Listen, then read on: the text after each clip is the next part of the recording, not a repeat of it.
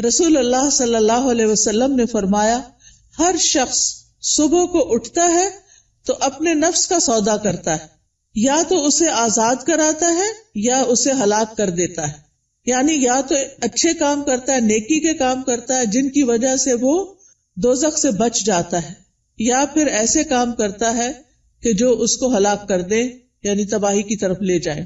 اب میں چند کام جو صبح سے رات تک کرنے چاہیے جو ہمیں سنت سے پتہ چلتے ہیں، ان میں سے ایک ایک کا ذکر کروں گی اور آپ اس کو سن کر اپنا جائزہ لیتے جائیے اور میرے ساتھ شیئر بھی کیجیے کہ کیا آپ یہ کرتے ہیں یا آپ کو کرنے کی ضرورت ہے. سب سے پہلی چیز کہ جو ہی ہماری آنکھ کھلے ہمیں کیا کرنا چاہیے؟ دعا پڑھنی چاہیے. کس کس کو یہ دعا آتی؟ الحمدللہ. لیکن سب کو نہیں آتی. میری گزارش ہوگی سب بہنوں سے کہ اس دعا کو خود بھی سیکھیں اور اپنے بچوں کو بھی سکھائیں. وہ دعا کیا ہے؟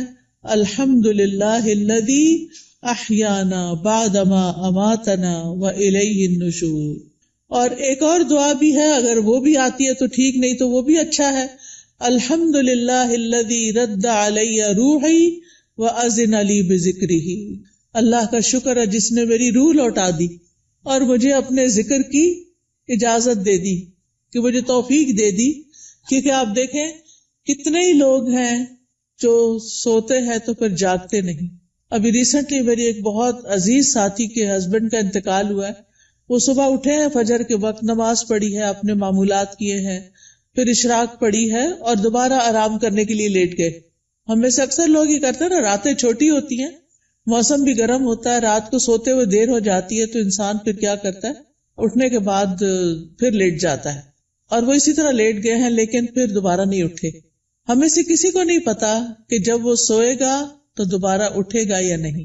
اس لیے معمول بنا لیجئے کہ ذکر کر کے سونا ہے اور اٹھتے ہوئے بھی اللہ کا شکر ادا کرنا ہے کہ اس نے ہماری روح، ہماری جان ہمیں واپس لوٹا دی. تو دن کا آغاز اللہ کی حمد و ثنا، اللہ کی تعریف اور اس بات کے ساتھ وَإِلَيْهِ النُّشُورِ کے واپس جانا ہے. ہماری واپسی بھی اللہ کی طرف سے. جس نے ہمیں زندہ کیا، پیدا کیا، وہی ہمیں موت دے گا. پھر آپ دیکھیے کہ اس کے ساتھ ہمیں یہ بھی یاد رکھنا چاہیے کہ کائنات کی ہر چیز تسبیح کر رہی ہے اللہ کی تعریف بیان کر رہی ہے. قیامت کے دن سب سے افضل بندے وہ ہوں گے جو کثرت سے اللہ کی تعریف کرتے ہیں. حمادون ان کو کہتے ہیں. اور ایک دفعہ الحمدللہ کہنا میزان کو نیکیوں سے بھر دیتا ہے. یعنی صبح صبح اب ہم الحمدللہ کہیں تو گویا ہم نے اپنے لیے ایک بہت بڑا ذخیرہ نیکیوں کا اکٹھا کر لیا. اور ویسے بھی شکر ادا کرنا جو ہے وہ اللہ تعالیٰ کو بہت پسند ہے. پھر آپ دیکھیں کہ جب یہ کہتا ہے نا کہ وَإِلَيْهِ النُّشُورِ کہ دوبارہ اسی کی طرف جی اٹھنا ہے، تو قبر سے بھی اٹھنا ایسا ہی ہے جیسے کوئی بستر سے اٹھتا ہے. کسی کو اچھے خواب آتے ہیں وہاں اور کسی کو نہیں آتے. قبر میں بھی کچھ لوگ تو خوشحال ہوں گے اور کچھ لوگ برے حال میں ہوں گے. بہرحال قیامت کے دن سب کو اٹھنا ہوگا. تو انسان موت کو یاد کرتے ہوئے، اپنے مقصد کو سامنے رکھتے ہوئے کہ واپسی بھی ہے، اس طرح دن کا آغاز کرے تاکہ اچھے سے آغاز کرے. اس کے بعد سب سے پہلا کام آپ کیا کریں گے؟ بیڈ ٹی پئیں یا کچھ اور کریں گے؟ نماز فجر اسی وقت پڑھیں گے جب آپ فجر کے لیے اٹھیں گے. جو لوگ اس وقت نہیں اٹھتے وہ بہت بڑا نقصان کر لیتے ہیں. لہذا دن کا آغاز فجر کی نماز سے. فجر کی نماز پہلی نماز ہے صبح کی، اس کی بڑی امپورٹنس ہے. اللہ تعالیٰ نے بندوں پر 5 نمازیں فرض کی ہیں اور رسول اللہ صلی اللہ علیہ وسلم نے فرمایا جس نے انہیں ادا کیا اور ان کا حق ہلکا سمجھتے ہوئے ان میں سے کچھ ضائع نہ کیا تو اللہ تعالیٰ کا اس کے لیے قیامت کے دن یہ عہد ہے کہ اس کو جنت میں داخل فرمائے. اور جس نے ان کو ادا کیا مگر ان کا حق ہلکا سمجھتے ہوئے، معمولی چیز سمجھتے ہوئے نماز کو ان میں سے کچھ ضائع کر دیا تو اللہ کا کوئی وعدہ نہیں، چاہے تو عذاب دے چاہے تو معاف کر دے. تو اس لیے دن کا آغاز اللہ کی نافرمانی سے نہیں کرنا. کس سے کرنا؟ فرما برداری سے. اور فرما برداری میں پہلی فرما برداری نماز. پہلا سوال قیامت کے دن نماز کا ہوگا. اگر اسی ٹیسٹ میں فیل ہو گئے تو آگے اور مشکلات ہو جائیں گی. اللہ سبحانہ تعالی دن میں 2 بار فرشتوں سے بندوں کی نماز کے بارے میں خبر لیتے ہیں، ایک فجر اور ایک عصر۔ وہ پوچھتے ہیں جب تم گئے تھے ان کے پاس تو کیا کر رہے تھے؟ فرشتے بتاتے ہیں وہ نماز پڑھ رہے تھے۔ جب تم نکلے تو کیا کر رہے تھے؟ کیونکہ عصر اور فجر میں شفٹ چینج ہوتی ہے فرشتوں کی۔ عصر کے وقت رات کے فرشتے آ جاتے ہیں ڈیوٹی پر، اور فجر کے وقت دن کے فرشتے آ جاتے ہیں۔ تو وہ بتاتے ہیں کہ ہم نے انہیں اس حال میں چھوڑا کہ وہ نماز پڑھ رہے تھے، اور اس حال میں ان کے پاس پہنچے کہ وہ نماز پڑھ رہے تھے۔ فجر کی نماز کے بارے میں آتا ہے وہ آدمی ہرگز آگ میں نہیں جائے گا جس نے سورج نکلنے سے پہلے اور سورج کے غروب ہونے سے پہلے نماز پڑھی، یعنی فجر اور عصر۔ رسول اللہ صلی اللہ علیہ وسلم نے یہ بھی فرمایا کہ جس نے صبح کی نماز پڑھی وہ شام تک اللہ کے ذمے ہے، یعنی اللہ کی حفاظت میں ہے۔ تو فجر کی نماز بہت امپورٹنٹ نماز ہے، اور نماز پڑھنے والے سے اللہ کا رزق کا وعدہ ہے، اس لیے خود بھی نماز ادا کریں اور گھر والوں کو بھی اٹھائیں، پیار سے، محبت سے، امپورٹنس بتا کے کہ وہ سوتے نہ رہے، کیونکہ اس کی نحوست ہوتی ہے۔ فجر کی نماز میں 2 سنتیں پڑھنا بہت ضروری ہے۔ کچھ لوگ صرف فرض پڑھتے ہیں نا، تو فجر میں آپ سنت نہیں چھوڑ سکتے۔ حضرت عائشہ رضی اللہ تعالی عنہا بتاتی ہیں کہ آپ صلی اللہ علیہ وسلم نے فرمایا فجر سے پہلے کی 2 رکعتیں دنیا اور جو کچھ اس میں اس سے بہتر ہے۔ نبی صلی اللہ علیہ وسلم نے ان 2 رکعتوں کو دنیا کی ہر چیز سے قیمتی قرار دیا۔ اور جو سویا رہے اس کے بارے میں آتا ہے نبی صلی اللہ علیہ وسلم کے پاس ایک ایسے آدمی کا ذکر کیا گیا جو رات سے صبح تک سوتا ہی رہا۔ آپ نے فرمایا یہ ایسا شخص ہے جس کے کان، یا فرمایا دونوں کانوں میں شیطان پیشاب کرتا ہے، یعنی غافل ہو جاتا ہے پھر۔ اور اسی طرح ایک اور خواب آپ صلی اللہ علیہ وسلم کا، اس میں آپ کو دکھایا گیا کہ ایک شخص تھا جس کا سر پتھر سے کچلا جا رہا تھا۔ وہ قرآن کا حافظ تھا لیکن قرآن سے غافل ہو گیا اور فرض نماز پڑھے بغیر سو جاتا تھا، یعنی نماز نہیں پڑھتا تھا اور سویا رہتا تھا۔ نماز پڑھتے ہوئے ایک چیز یہ بھی خیال کرنی ہے کہ خشوع کے ساتھ نماز پڑھنی۔ خشوع کا مطلب رونا نہیں ہوتا بلکہ دل کا متوجہ ہونا ہوتا ہے، یعنی شعور کے ساتھ رب سے مناجات کریں، اطمینان اور خشوع سے سجدہ کریں، یعنی پورے سکون کے ساتھ، کیونکہ ایک سجدے کی وجہ سے اللہ تعالیٰ ایک درجہ بڑھا دیتے ہیں اور ایک گناہ مٹ جاتا ہے۔ نماز کے فوراً بعد کیا کرنا چاہیے؟ اذکار، شابش۔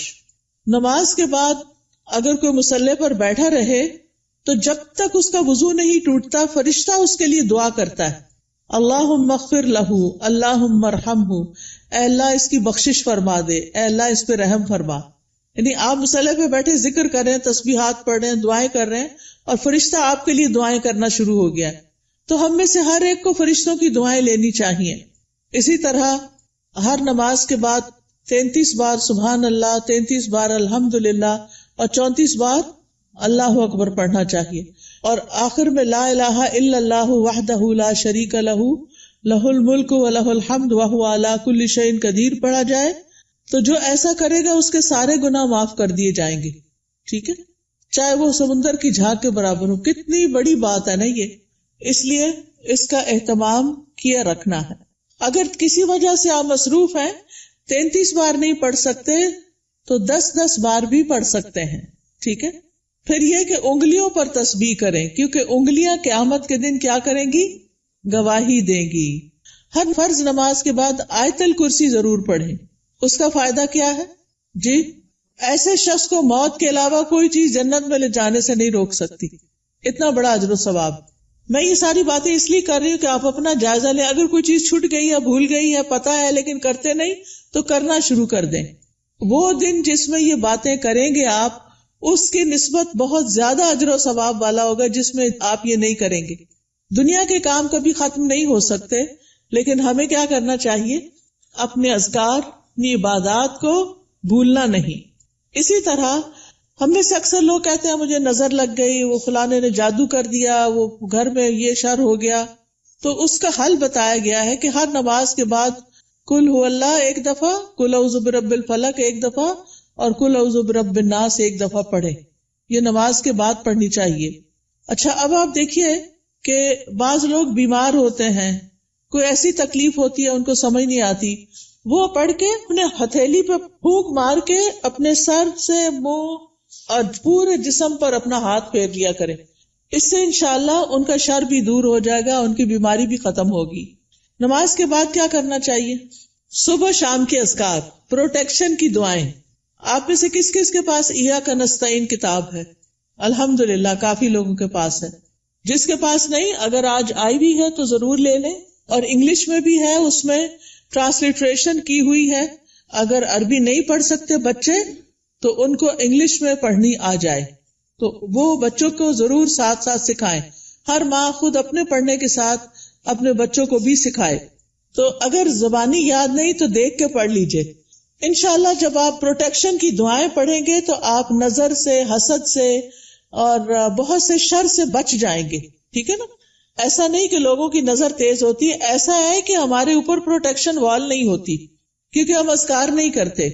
اور پھر آپ دیکھیے کہ اگر کوئی شخص آپ میں سے جیسے بزرگ خواتین جن پہ بچوں کی، چھوٹے بچوں کی ذمہ داری نہیں یا گھر کے بہت سارے کام کاج نہیں، تو وہ فجر کی نماز سے سورج طلوع ہونے تک بیٹھے رہے مصلی پر. کیونکہ رسول اللہ صلی اللہ علیہ وسلم نے فرمایا جو شخص صبح کی نماز جماعت کے ساتھ ادا کرے پھر بیٹھا اللہ کا ذکر کرتا رہے یہاں تک کہ سورج نکل آئے، پھر 2 رکعتیں پڑھے اشراق کی، یعنی اس کے لیے ایک حج اور عمرے کا ثواب ہے. کوئی معمولی اجر ہے؟ کتنا بڑا اجر کما لیتے ہیں وہ لوگ جو تھوڑا صبر سے بیٹھے رہتے ہیں فجر کے بعد اور نفل پڑھ کے اٹھتے ہیں، اور 2 رکعتیں ہی پڑھنی ہوتی ہیں. تو انسان کا دل، اس کی روح، یہ سیراب ہو جاتے ہیں ان اعمال سے جو ابھی تک میں نے آپ کو بتائے. آپ کے لیے خیر و برکات کے دروازے کھل جاتے ہیں، دنیا اور آخرت میں سلامتی کا ذریعہ ہے، عظیم اجر و ثواب کا ذریعہ ہے، شر کے آنے سے پہلے، تکلیف کے آنے سے پہلے، واقع ہونے کے بعد اسے ہٹانے کا ذریعہ ہے. یہ دعائیں، یہ جو میں بتا رہی ہوں نا پروٹیکشن کی دعائیں جو ہیں، رب کے سامنے فقر اور عاجزی کا اظہار بھی ہے، اللہ تعالیٰ کی نعمتوں کا اعتراف بھی ہے.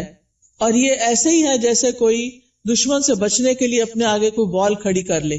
تو انشاءاللہ اگر ساری نہیں بھی پڑھ سکتے تو معوذتین، بسم اللہ الذی لا یضر، اعوذ بکلمات اللہ التامات من شر ما خلق، اور کچھ اور مختصر دعائیں پڑھ کے اپنے اوپر بھی پڑھیں اور بچوں کو بھی پڑھنا سکھائیں. اس کے بعد کیا کریں گے یہ بتائیے؟ تلاوت کریں، چاہے تھوڑی سی کیوں نہ کریں. اور اگر میں سمجھتی ہوں بچوں کے اسکول جانے کا وقت ہوتا ہے تو اپنی تلاوت کا وقت نہیں رہتا، پھر آپ کیا کریں؟ اپنے فون پر قرآن مجید کا کچھ نہ کچھ حصہ ریگولر لگا دیں. کوئی پورے قرآن کو ڈاؤن لوڈ کر لیں، اب تو ایسی ویب سائٹس بھی ہیں، وہاں سے آپ شروع کریں، الحمد سے الناس تک پورا کریں. ہر روز تلاوت لگا دی، بچے بھی تیار ہو رہے ہیں، آپ بھی کچن میں کام کر رہی ہیں اور ساتھ ساتھ تلاوت سنیں. کیوں؟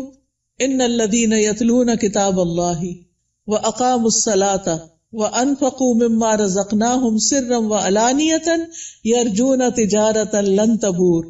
بے شک جو لوگ اللہ کی کتاب کی تلاوت کرتے ہیں، اور تلاوت کا عربی میں معنی فالو کرنا بھی ہوتا ہے، سمجھ کے پڑھنا، اور انہوں نے نماز قائم کی اور جو کچھ ہم نے انہیں دیا ہے اس میں سے انہوں نے پوشیدہ اور ظاہر خرچ کیا، وہ ایسی تجارت کی امید رکھتے ہیں جو کبھی برباد نہ ہوگی. یہ لوگ اللہ کے ساتھ ایک بزنس کر رہے ہیں. یہ چیزیں یہ پڑھتے ہیں، تلاوت کرتے ہیں، قرآن پڑھتے ہیں، لوگوں پہ خرچ کرتے ہیں، تو یہ اللہ کے ہاں ایسا اجر، اتنا پروفٹ پائیں گے کہ سوچ بھی نہیں سکتے، تاکہ وہ انہیں ان کے اجر پورے پورے دے اور اپنے فضل سے انہیں زیادہ بھی دے. بے شک وہ بے حد بخشنے والا نہایت قدردان ہے. تو پیاری بہنوں، تلاوت کو نہیں چھوڑنا، چاہے ایک صفحہ کیوں نہ ہو، ایک ربع کیوں نہ ہو، ہاف جز کیوں نہ ہو، ایک پارہ کیوں نہ ہو. میرے ایک بہنوئی تھے، فوت ہو گئے، اللہ تعالیٰ ان پہ رحم فرمائے. وہ چاند کی پہلی تاریخ کو پہلا سپارہ پڑھتے اور آخری کو آخری سپارہ پڑھتے، اور اس طرح ہر مہینے پورا قرآن ختم کر لیتے. تو جن لوگوں کی بہت زیادہ مصروفیات نہیں، ریٹائرڈ لائف گزار رہے ہیں، ان کو کیا کرنا چاہیے؟ قرآن کی تلاوت زیادہ کرنی چاہیے، کیونکہ قرآن جو ہے یہ غموں کا علاج ہے، شفا ہے، سکون کا ذریعہ ہے، اس لیے اس کو نہیں چھوڑنا. ایک حرف پڑھنے کا کتنا اجر ہے؟ 10 گنا. ایک حرف الف پڑھیں گے تو 10 نیکیاں، لام پڑھیں گے تو 10 نیکیاں، میم پڑھیں گے تو 10 نیکیاں. کیا کوئی اور کام کرنے سے اتنا پروفٹ آپ گین کر سکتے ہیں؟ نہیں. ہاں ایک مشکل ہے، کچھ لوگوں کو پڑھنا نہیں آتا، یا ان کی تجوید ٹھیک نہیں، یا وہ ڈرتے ہیں کہ کوئی سن لے گا تو پھر کیا ہوگا. تو ایسی صورت میں ان کو اپنی تجوید ٹھیک کرنی چاہیے. اس کے لیے میں آپ کو ایک طریقہ بتاتی ہوں، اور وہ طریقہ ہے ایک ایپ ڈاؤن لوڈ کر لیں، لرن قرآن. کس کس کے پاس ہے یہ ایپ؟ 8-10 لوگوں کے پاس ہے، زیادہ نہیں ہے. آپ یہ ایپ اگر ڈاؤن لوڈ کر لیں. اچھا، قرآن پر آل کس کے پاس ہے؟ وہ بھی تھوڑے سے لوگوں کے پاس ہے. ان دونوں میں سے کوئی بھی ایپ آپ ڈاؤن لوڈ کر لیں. یہ آپ آئی فون پہ بھی کر سکتے ہیں اور اینڈرائڈ پہ بھی کر سکتے ہیں.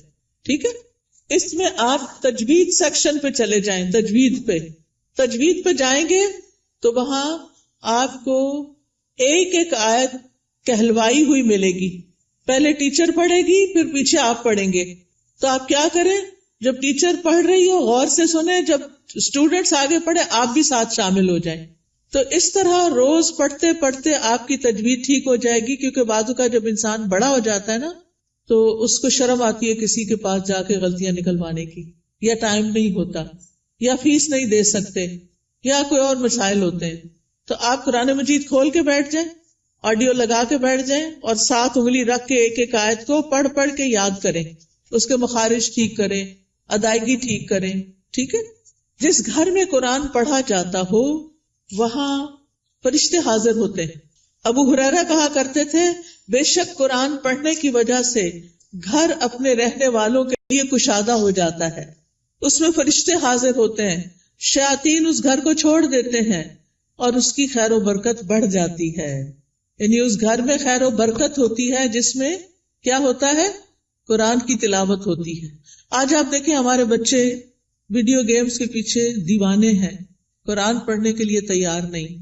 ہم اپنے پیچھے کیا چھوڑ کے جا رہے ہیں؟ آپ کو پتا نا، جب بچے قرآن پڑھتے تو ماں باپ کو بھی ثواب ملتا ہے کیونکہ انہوں نے ان کو پڑھوایا. لیکن اگر ہمارے بچے قرآن ہی نہیں پڑھ رہے تو مرنے کے بعد کون ہمارے لیے دعائیں کرے گا، کون ہمارے لیے کچھ کرے گا؟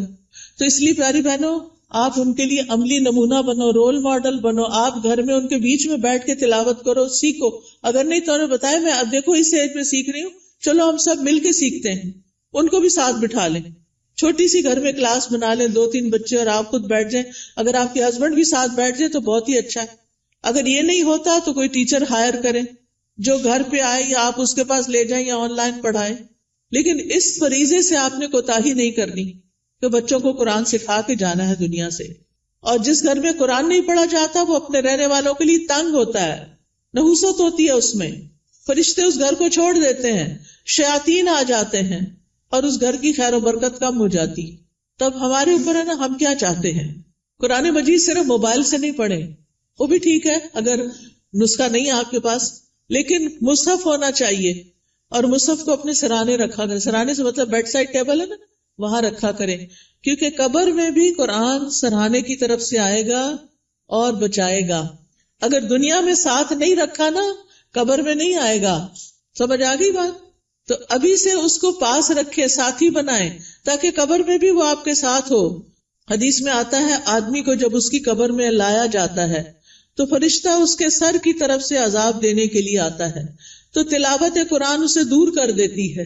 قبر میں عذاب نہیں دینے دیتے، وہ کہتے پیچھے جاؤ. جب فرشتہ سامنے آتا ہے تو صدقہ اسے دھکیل دیتا ہے. جب پاؤں کی طرف آتا ہے تو مساجد کی طرف جانا اس کو دھکیل دیتا ہے. ٹھیک ہے، پھر آپ دیکھیے کہ تلاوت کر لی آپ نے، تو آپ اب اٹھ کے 2 نفل پڑھ لیں اگر آپ نے پہلے نہیں پڑھے تلاوت سے. ورنہ فجر کی نماز پڑھ کے تلاوت شروع کر دیں اور پھر اشراق کے نفل پڑھ لیں، تو ٹائم بھی پاس ہو جائے گا، حج عمرے کا ثواب بھی ملے گا.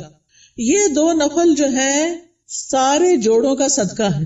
میں اکثر لوگوں کو بتاتی ہوں، اگر آپ کے جسم میں آپ کو جوائنٹس پین ہے تو آپ یہ تجربہ کر کے دیکھیں، اپنے سارے جوڑوں کا صبح صبح صدقہ دیں، 2 نفل پڑھیں، آپ کی تکلیف دور ہو جائے گی. کیونکہ میں نے یہ پرسنلی ایکسپیرینس کیا. پھر آپ دیکھیے، ہر روز اپنے نفع مند علم میں اضافہ کریں. چاہے کوئی اچھا لیکچر سنیں، چاہے کوئی کلاس جوائن کریں، چاہے کوئی کتاب پڑھیں. تو علم نافع جو ہوتا ہے وہ 2 طرح کا ہوتا ہے. ایک دینی اور شرعی علم، جس میں ہم قرآن کا ترجمہ سیکھتے ہیں، تفسیر سیکھتے ہیں، جس میں ہم دعائیں سیکھتے ہیں، جس میں ہم نماز کا طریقہ سیکھتے ہیں، سیرت کے بارے میں سیکھتے ہیں، احادیث پڑھتے ہیں. یہ دینی علوم ہے. اور دنیاوی علم جس سے انسان دوسروں کو فائدہ پہنچا سکے، جیسے طب ہے، ڈاکٹر بننا ہے، بزنس ہے، ایگریکلچر ہے، انڈسٹری کے بارے میں جاننا، آئی ٹی کے بارے میں، یہ ساری تعلیم حاصل کرنا تاکہ آپ دوسرے لوگوں کو فائدہ پہنچا سکیں اور اپنی ارننگ بھی کر سکیں. تو یہ بہت فائدے کی چیز ہے کہ اب آپ نے نماز، قرآن تلاوت، اشراق سب کر لی، اب یا اپنی جاب پہ جائیں یا پھر اگر گھر میں ہیں تو گھر کے کام کاج کریں اور اس کے بعد اپنا نالج بھی بڑھائیں. اس کے لیے آپ سیکوینس کے ساتھ لیکچر سنا کریں. کبھی حدیث جیسے شروع کر لی ہے تو وہ سارے لیکچرز پورے کر لیں، ہر روز ایک ایک کر کے. اگر تفسیر شروع کر لی ہے تو اس کو شروع کر کے آگے تک لے جائیں، لیکن اپنے علم میں پختگی لائیں. اور اگر ہو سکے تو کوئی نہ کوئی کلاس جوائن کریں. رسول اللہ صلی اللہ علیہ وسلم نے فرمایا، جو شخص صبح کے وقت اس لیے مسجد کی طرف نکلا کہ بھلائی سیکھے یا سکھائے تو اس کے لیے پورا حج ادا کرنے والے کے مثل اجر ہے. اتنا بڑا اجر ہے. یاد رکھیں، علم سیکھنے اور سکھانے کے لیے وقت مقرر کریں، جگہ مقرر کریں، ورنہ اگر آپ صرف چلتے پھرتے ہی سن رہے ہیں تو پکا علم نہیں آئے گا. کوئی بات سمجھ آئے گی، کوئی نہیں آئے گی. نہ ہونے سے بہتر ہے کچھ تو سن لیں، لیکن گھر میں بھی ٹیبل چیئر سیٹ کر کے رکھیں اور اپنا لیپ ٹاپ سیٹ کریں اور کوئی آن لائن کلاس جوائن کر لیں یا پھر گھر میں پڑھیں، خود سے سیلف اسٹڈی کریں، لیکن ٹائم اور پلیس، زمان اور مکان مقرر کریں. اس سے آپ کی گروتھ ہوگی. جتنا جتنا آپ سیکھتے جائیں گے آپ نیکیوں میں آگے بڑھتے جائیں گے، برائیوں سے دور ہوتے چلے جائیں گے. پھر آپ دیکھیں کچھ بہنیں ناشتہ نہیں کرتی، وہ کہتی ہیں کہ موٹے ہو جائیں گے اور چھوڑو پرے، لیکن ناشتہ ضرور کریں. آپ کو کام کرنے کے لیے، پڑھنے کے لیے، جاب پہ جانے کے لیے انرجی چاہیے. چاہے چند کھجوریں ہی کیوں نہ کھا لیں، کھجور پانی لے لیں، کچھ اور سیڈز وغیرہ لے لیں، نٹس لے لیں، جو بھی آپ کو پسند ہو. اگر دودھ پسند ہے تو زیادہ دودھ اور کم چائے ڈال کے پی لیں. بہت سے لوگ صرف کافی پی لیتے ہیں، تو وہ درست نہیں کہ آپ اپنے آپ کو صرف ایسی چیزوں پر کہ جو آپ کے اندر کیفین ڈالے اور آپ صرف اس کی وجہ سے ایکٹیو اور غذائیت نہ ہو، تو آپ دیکھیں کہ پھر آپ سے بہت سے کام ہو نہیں پاتے، آپ جلدی تھک جاتے ہیں. تو اس کو بھی بچائیے. اپنے جسم کی حفاظت بھی عبادت ہے، ٹھیک ہے نا؟ جسم کی حفاظت بھی عبادت ہے. یہ نہیں کہ سب کی ٹیک کیئر کرتے کرتے اپنے آپ کو بھلا کے رکھ دیں اور پھر کسی کام کے نہ رہیں، نمازیں بھی بیٹھ کے شروع کر دیں. یہ نہیں ہونا چاہیے. پھر آپ دیکھیے کہ کھانا بھی عبادت ہے. بسم اللہ پڑھ کر کھائیں، بیٹھ کر کھائیں. میں نے دیکھا ہے کہ بعض اوقات لوگ اس بات کی پرواہ نہیں کرتے، چلتے پھرتے کھا رہے ہوتے. خاص طور پر مائیں کچن میں کام کر رہی ہیں، اپنا ناشتہ رکھ لیا، ادھر سے ایک نوالا لیا، ادھر کام کیا. یہ درست نہیں. آپ کے بچے بھی یہی کریں گے. چھوٹے بچوں کو بھی میں نے دیکھا ہے وہی بھاگتے دوڑتے کھا رہے ہوتے ہیں. یہ درست طریقہ نہیں ہے. سنت طریقے سے کھائیں، کھانا عبادت ہو جائے گا. پھر دائیں ہاتھ سے کھائیں اور پیئیں. ہر گھونٹ پہ الحمدللہ کہیں. پھر کھانا کھا کر بھی دعا کریں. کس کس کو آتی ہے دعا؟ پڑھیں مل کے ذرا کھانا کھانے. الحمدللہ. کچھ لوگوں کے ہونٹ نہیں ہلے، یا تو دعا نہیں آتی یا بخل کیا انہوں نے پڑھنے میں. اگر نہیں آتی تو کوئی حرج نہیں، سیکھ لیں، آپ کا دن عبادت بن جائے گا. ہمارے دین میں صرف نماز پڑھنا عبادت نہیں. ہم نے ابھی آیت میں کیا سنا؟ نماز پڑھو اور نیکی کرو. وہ کون سی نیکی ہیں جو نماز کے علاوہ ہیں؟ وہ یہی نیکیاں ہیں. اپنی کیئر کرنا بھی نیکی ہے اور بسم اللہ پڑھ کے کھانا بھی نیکی ہے، الحمدللہ کہنا بھی نیکی ہے. جو بندہ پانی پی کر الحمدللہ کہتا ہے اللہ اسے راضی ہو جاتا ہے، خوش ہو جاتا ہے. کہ یہ مشکل کام تو نہیں اللہ کو راضی کرنا، بشرطے کہ ہمارے کچھ آداب اور مینرز ایسے ہوں.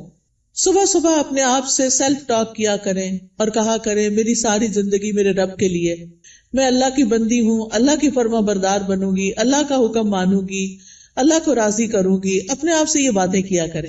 میں ہر کام اللہ کی پسند کا کیا کروں گی، کیونکہ جو آپ سوچتے ہیں بولتے ہیں پھر وہ کرتے بھی ہیں. ٹھیک ہے نا؟ کیونکہ ہمارے دل میں کیا ہوتا ہے، فلاں کیا کہے گا، اس کو خوش کرنا، اس کو راضی کرنا، فلانا کام کرنا، فلانا. ٹھیک ہے وہ سب کریں، لیکن اپنا خیال بھی رکھیں. ہم نماز پڑھ کے بھی عبادت کرتے ہیں، ہم مخلوق کا خیال رکھ کے بھی عبادت کر رہے ہوتے ہیں، اور ہم اپنے عادات کو اچھا بنا کے بھی عبادت کر رہے ہوتے ہیں. تو ہمیں اپنا ایمان بھی بڑھانا ہے اور ایمان بڑھانے والا ماحول بھی قائم کرنا ہے. اپنے گھر کا ماحول، اپنے سوشل سرکل کا ماحول ایمان بڑھانے والا. آپ ایسے لوگوں سے ملیں جن سے ملنے کے بعد آپ کا ایمان اوپر جائے، اور ان لوگوں سے ذرا دور رہیں، اسپیس دیں جن سے مل کے آپ کی طبیعت خراب ہوتی ہے، اور وہ ایسی غیبت کرتے ہیں کہ آپ کا ایمان خراب کر دیتے ہیں. کیونکہ میں نے دیکھا ہے کہ بہت دفعہ خواتین سب بچے وغیرہ اسکول گئے، ہسبینڈ آفس گئے، اب کیا شروع ہو گئے، موقع مل گیا ان سب کی شکایتیں کرنے کا.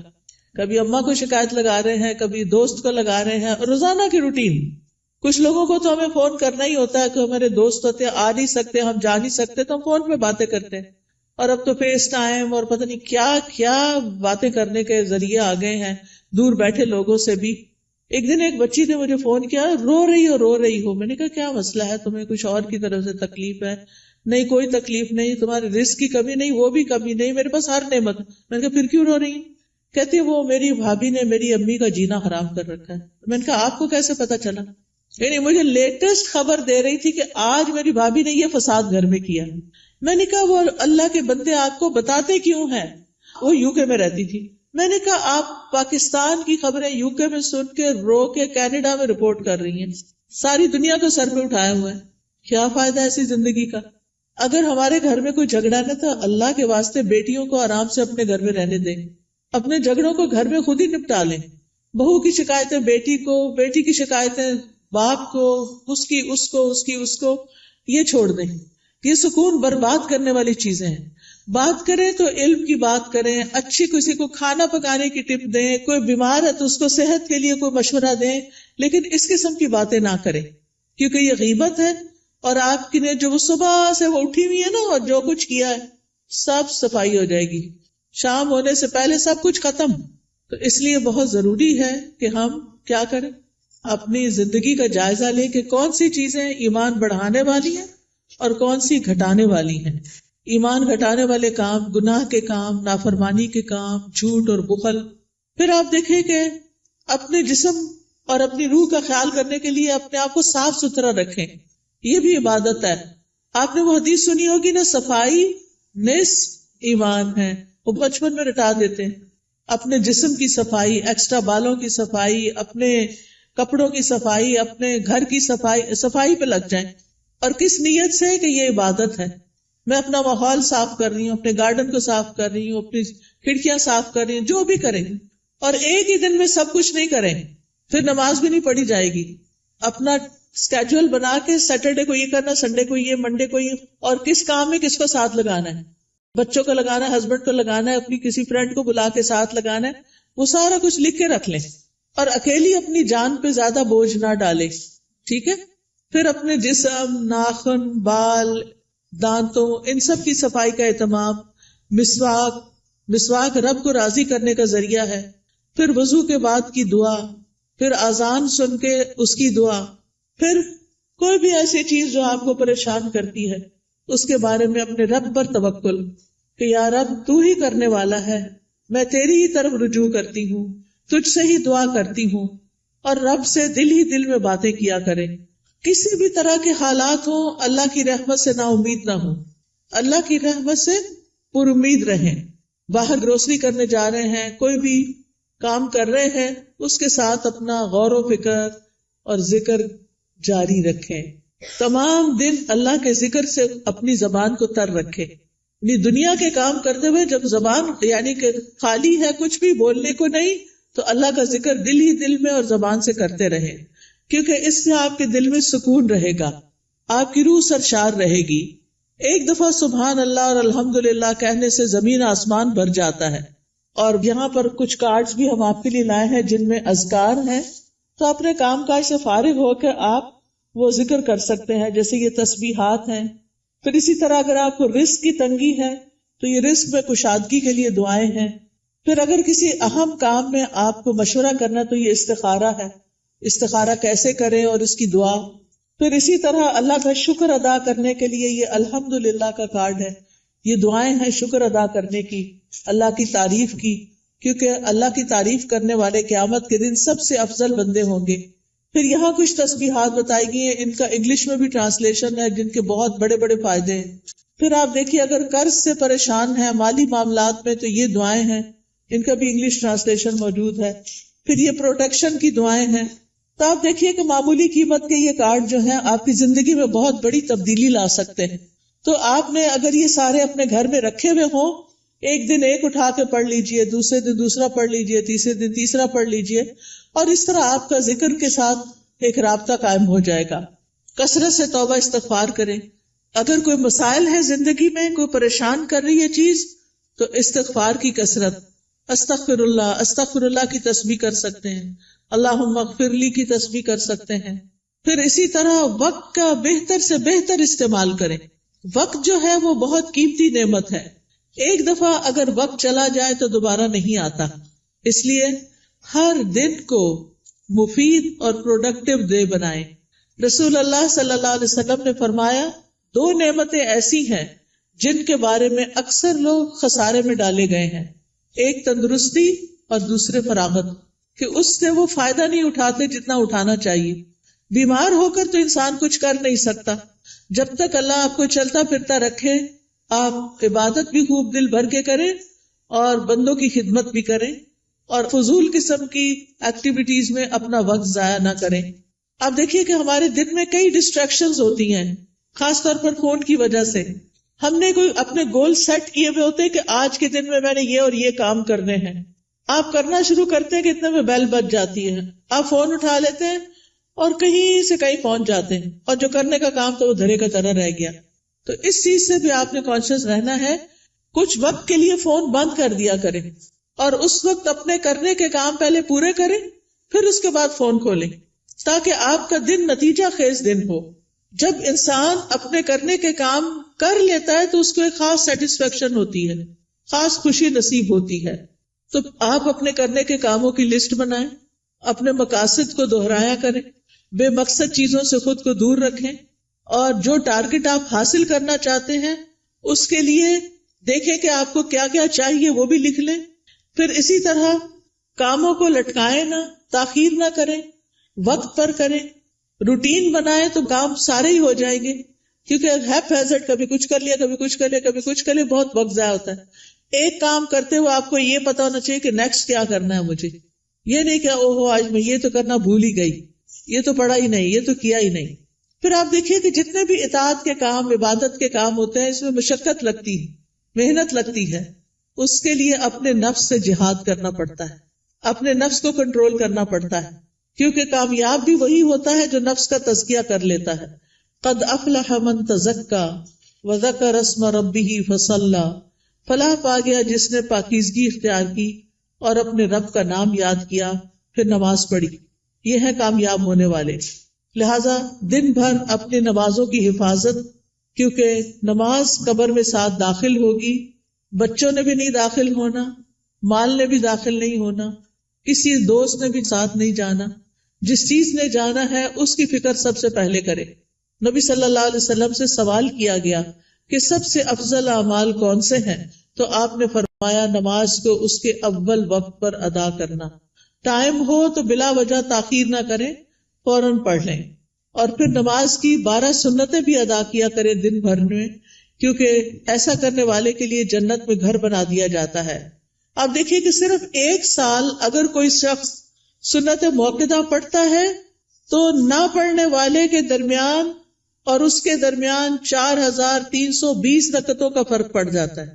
یعنی ایک وہ شخص جو 12 رکعتیں پڑھتا ہے سال بھر، اور دوسرا صرف فرض پڑھ رہا ہے اور کوئی نہیں پڑھ رہا سنت، تو ان دونوں کے درمیان 1 سال میں اتنا فرق پڑ جائے گا. اگر 1 رکعت بھی وتر روز پڑھتے ہیں آپ تو سال میں 365 رکعتیں بنتی ہیں، یہ منیمم.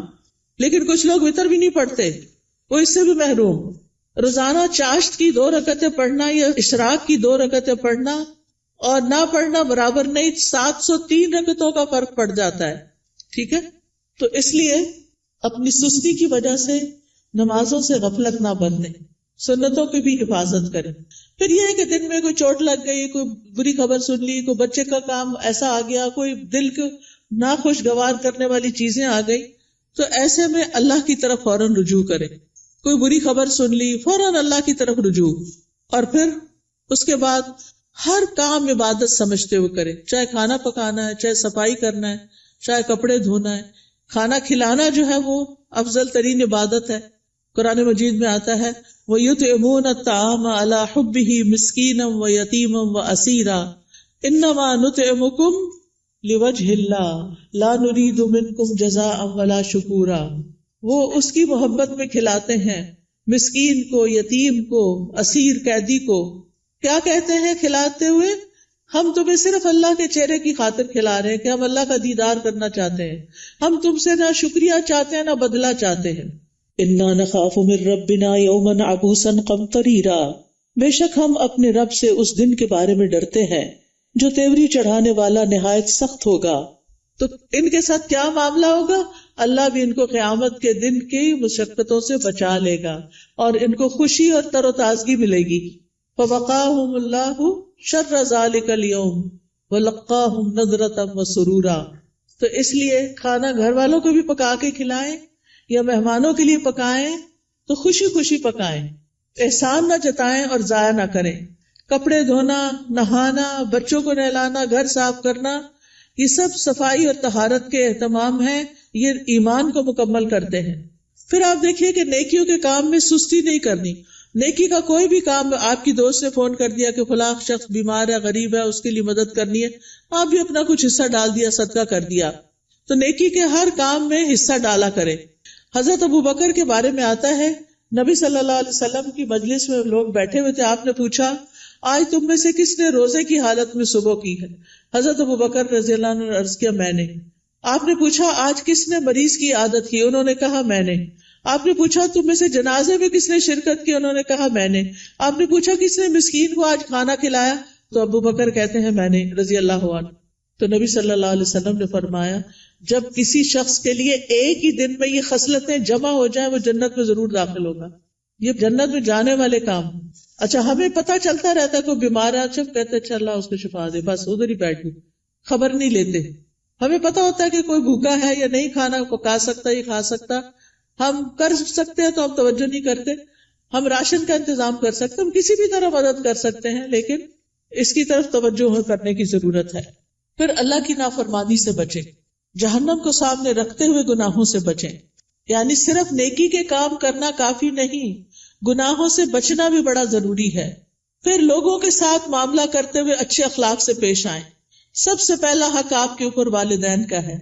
زندہ ہیں تو ان کی زیارت کو جائیں، ان سے بات کریں، ان کے لیے دعائیں کریں، ملاقات کریں تو ان کی پیشانی چومیں، ہاتھ چومیں، کیونکہ والدین سب سے زیادہ حسن سلوک کے مستحق ہیں.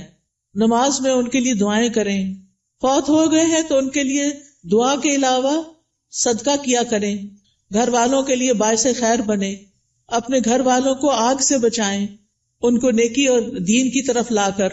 پھر اسی طرح جہاں بھی بیٹھے خیر پھیلانے والے بنے، دوسروں کا بھلا کرنے والے، دوسروں کو فائدہ پہنچانے والے. کسی کو کوئی اچھا مشورہ دے دینا، کسی کا کوئی دل ہلکا کر دینا، کسی کو کوئی کسی چیز کے بارے میں رہنمائی کر دینا، علم سکھانا. آپ دیکھیے کہ بعض اوقات علم سکھانا مال خرچ کرنے سے بھی افضل ہے. کیوں؟ اس لیے کہ مال خرچ کرنے سے ختم ہو جاتا ہے اور علم سکھانے سے بڑھ جاتا ہے اور پکا ہو جاتا ہے. اس لیے چاہے اپنے بچوں کو سکھائیں، چاہے اپنے بہن بھائیوں کو، کچھ نہ کچھ چھوٹا موٹا کنٹریبیوشن کرتے رہا کریں. جو اچھی باتیں آپ کو پتہ چلی ہیں وہ دوسروں کو بھی بتائیں. اس کے لیے آپ کے گھر میں کتابیں ہونی چاہیے، آپ کو کوئی نہ کوئی کلاس جوائن کرنی چاہیے تاکہ آپ سیکھیں اور سکھائیں. اس کے لیے کوئی بہت پی ایچ ڈی کرنے کی ضرورت نہیں ہوتی، وہ چند لوگ بھی کر لے تو کافی ہو جاتے ہیں. باقی لوگ روز مرہ کی چھوٹی چھوٹی چیزیں اور خاص طور پر خواتین اپنے بچوں کی تربیت کرتے ہوئے ان کو آداب اور مینر اور اخلاق سکھائیں گے تو یہ بہت بڑی کنٹریبیوشن ہوگی، وہ آپ کے لیے صدقہ جاریہ بنے گی. تو لوگوں کے ساتھ اچھے اخلاق سے پیش آئیں. ابن قیم کہتے ہیں آدمی کی برکت یہ ہے کہ وہ جہاں بھی مقیم ہو خیر کی تعلیم دے، خیر پھیلائے. تو اچھے اخلاق سے بھی انسان خیر پھیلا رہا ہوتا ہے. پھر اسی طرح دور پار ریلیٹیوز کی خبر گیری کرنا، پڑوسیوں کی خبر گیری کرنا، مریضوں کی خبر گیری کرنا، ملاقات کے وقت سلام کرنا، اپنے آس پاس کے لوگوں کا ہاتھ پٹانا، ان کے ساتھ تعاون کرنا. گھر میں اگر آپ کے علاوہ اور لوگ رہتے ہیں، اگر آپ بچے اور والدین ہیں تو ان کے کاموں میں ان کا ہاتھ بٹانا، کسی رشتہ دار کو ڈرائیو کر کے ہاسپٹل تک لے جانا. یعنی چھوٹے چھوٹے کام ہیں جن میں آپ دوسروں کے لیے خیر اور بھلائی کا باعث بنے. کسی پر خرچ کرنا، اپنے عزیزوں پیاروں کو تحفے تحائف دینا، یہ سارے نیکی اور خیر کے کام ہیں جو آپ کے دن کو افضل بنا دیتے ہیں. پھر زبان کی حفاظت، یہ بڑی ضروری ہے، کیونکہ جو بات بھی ہم کرتے فرشتے لکھ لیتے ہیں. تو فضول باتیں نہیں کرنی، کیونکہ ہماری انرجی ضائع ہوتی ہے اس میں بھی. کام کی بات کرنی ہے. انسان کے اسلام کا حسن یہ ہے کہ بیکار باتوں سے کنارہ کشی کرے. نبی صلی اللہ علیہ وسلم نے فرمایا خوشخبری ہے اس کے لیے جس نے اپنی زبان پہ قابو پا لیا اور اسے اس کے گھر نے گنجائش دی اور وہ اپنے گناہ پہ رویا.